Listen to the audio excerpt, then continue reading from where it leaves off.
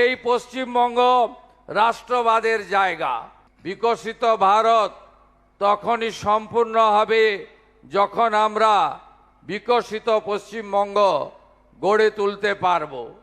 পশ্চিমবঙ্গকে ভারত সেরা করে তুলতে চান রাজ্যের মুখ্যমন্ত্রী শুভেন্দু অধিকারী।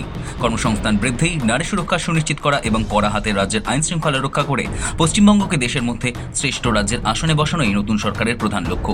স্বাধীনতার ৮০তম বর্ষপূর্তিতে রেড রোডে অনুষ্ঠান মঞ্চ থেকে এই বার্তাই দিলেন রাজ্যের মুখ্যমন্ত্রী শুভেন্দু অধিকারী। বিকশিত পশ্চিমবঙ্গ গড়ার কথা উঠেছে তার ভাষণে।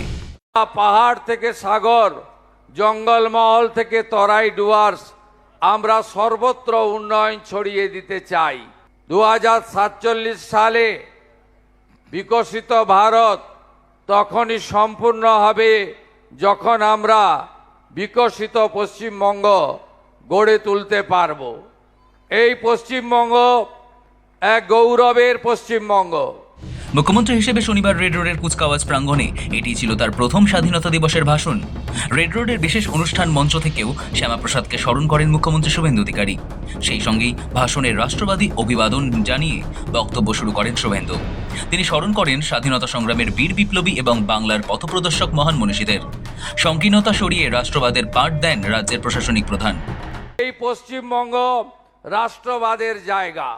এই পশ্চিমবঙ্গ ঋষি অরবিন্দ থেকে বীর বিপ্লবী নেতাজি সুভাষচন্দ্র বসু থেকে বীর বিপ্লবী যিনি আত্মবলিদান দিয়েছেন ক্ষুদিরাম বসুর মাটি। এই মাটিতে মা মাতঙ্গিনী হাজরা থেকে শুরু করে বীণা দাসের মতো বীরাঙ্গনারা আমাদের স্বাধীনতা আন্দোলনকে এগিয়ে নিয়ে গেছে। বন্দে মাতরম এবং জাতীয় সঙ্গীত আমাদের পশ্চিমবঙ্গের দুই বরেণ্য ঋষি বঙ্কিমচন্দ্র এবং বিশ্বকবি রবীন্দ্রনাথ ঠাকুর দেশকে দিয়েছেন।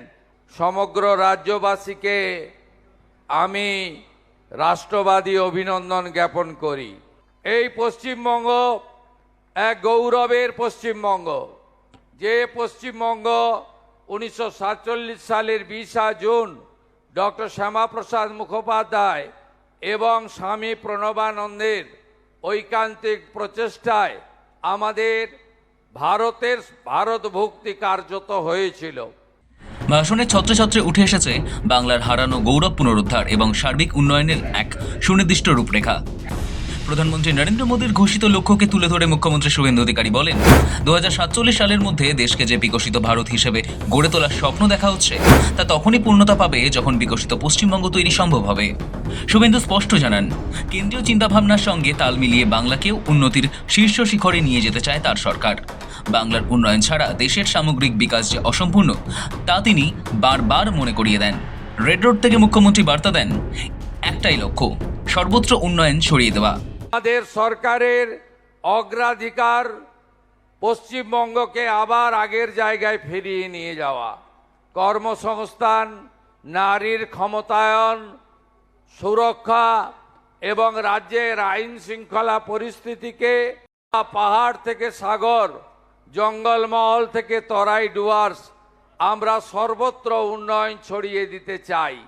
যে আশা ভরসা নিয়ে, যে সংকল্প নিয়ে 2026-এর 9 মে মাননীয় প্রধানমন্ত্রী নরেন্দ্র মোদীজির উপস্থিতিতে ঐতি মন্ত্রগুপ্তির শপথ নিয়েছি, সংবিধানকে সামনে রেখে তাকে অক্ষরে অক্ষরে পালন করে আপনাদের আশা পূরণ করব। পশ্চিমবঙ্গকে তার পুরনো সোনালী দিন ও সম্মানের জায়গায় ফিরিয়ে নিয়ে যাওয়ার আহ্বান জানিয়ে তিনি বলেন, সমস্ত বাধা বিপত্তি অতিক্রম করে বাংলাকে আবারও দেশের শীর্ষস্থানে অর্থাৎ ভারত সেরা হিসেবে গড়ে তুলতে হবে। আসুন হাতে হাত মিলিয়ে রাজনৈতিক সংকীর্ণতা দূরে সরিয়ে রেখে আমরা আমাদের এই পশ্চিমবঙ্গকে ভারত সেরা করি। শনিবার সকালে মুখ্যমন্ত্রী শুভেন্দু অধিকারী নেতাজির মূর্তিতে মাল্যদানের পর রেড রোডে পতাকা উত্তোলন করেন। কর্মক্ষেত্রে অসামান্য অবদানের জন্য 14 জন আইপিএসকে মুখ্যমন্ত্রী পদক প্রদান করেন। প্যারেডে কমান্ডার এবং সহকারী দুজনে অংশ নেন। কুচকাওয়াজের পর মোট 12টি ট্যাবলো প্রদর্শিত হয়। শ্যামাপ্রসাদ মুখোপাধ্যায়ের ট্যাবলো দেখানো হয়। তারপর একে একে অন্নামৃত, কন্যারত্ন ও অন্নপূর্ণা যোজনা, আয়ুষ্মান আরোগ্য মন্দির, দুর্গা শক্তি বাহিনী, কলকাতা পুলিশ এবং কলকাতা পুরসভার ট্যাবলো প্রদর্শিত হয়।